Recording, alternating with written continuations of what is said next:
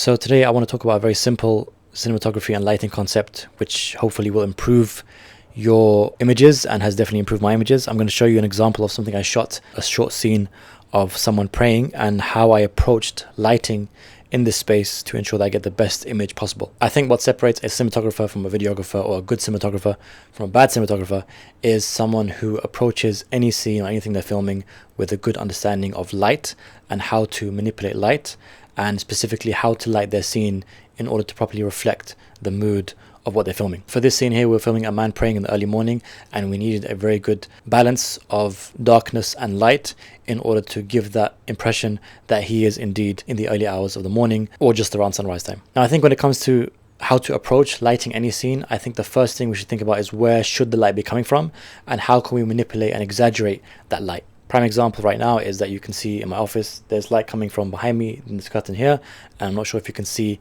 this curtain, but there is light coming from here, and all I've done to light myself right now is stick like a small LED light which you can't see, which is off camera, which is lighting my face here. And because the curtain is here, this light is motivated, which means that when you're watching the scene it looks acceptable to you while also trying to be an impressive image. So the first thing I do when shooting any scene and figuring out where to light is I look at where the light is coming in from specifically. I look for curtains, for windows, open doors, and that's exactly what I did over here. So for this ray of light that's coming in from behind him, I basically got an Amran 100D, I believe, and just shone it at an angle through that door. You can't see the actual light itself, but the light is coming in and it's hitting him from the back. And as you can see, what this does is create some beautiful pools of light, spills of light behind him and around him when he's praying on the floor. Now, the other thing that I did, and a trick that I use a lot, is that I shone my other light, my Amran 200D, through the curtain of the window, and obviously the curtain heavily diffuses that light and hits him from the side or from the back if you're looking at his face from this angle. And what's beautiful about that is it gives the impression of a dimly lit early morning room, but it's been completely created from scratch. There was no light coming in through that curtain originally, and I basically used the idea of the sun coming through the curtains as my motivational lighting and the way I lit the scene. And because these are the only two sources of light that I've used in this scene, it has created a lot of contrast on the side of his face and on his body, leaving quite an interesting cinematic image. This also ties into another wonderful philosophy when it comes to trying to make a beautiful image, a beautiful cinematic image, which is backlight. Always backlight.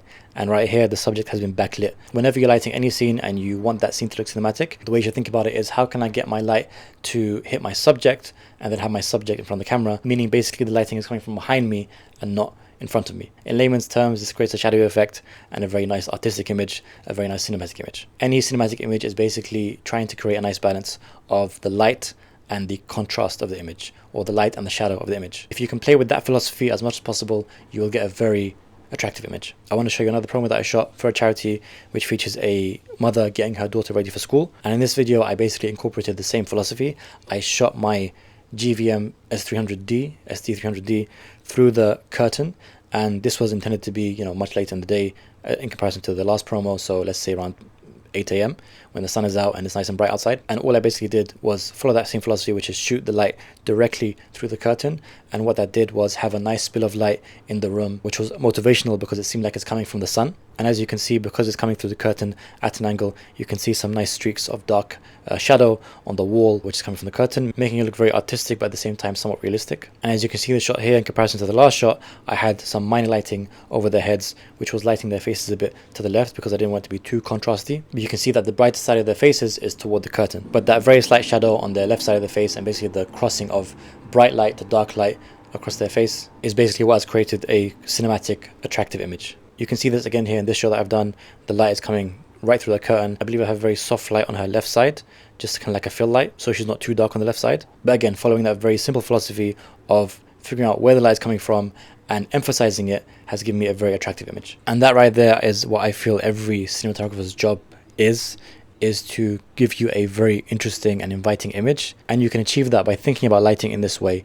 Where should the light be coming from? How can I manipulate that light? And how can I emphasize it to paint the image that I want to paint to the audience? Hope you enjoyed that breakdown, and I hope that lighting philosophy benefits you in your own work. Take care. Bye.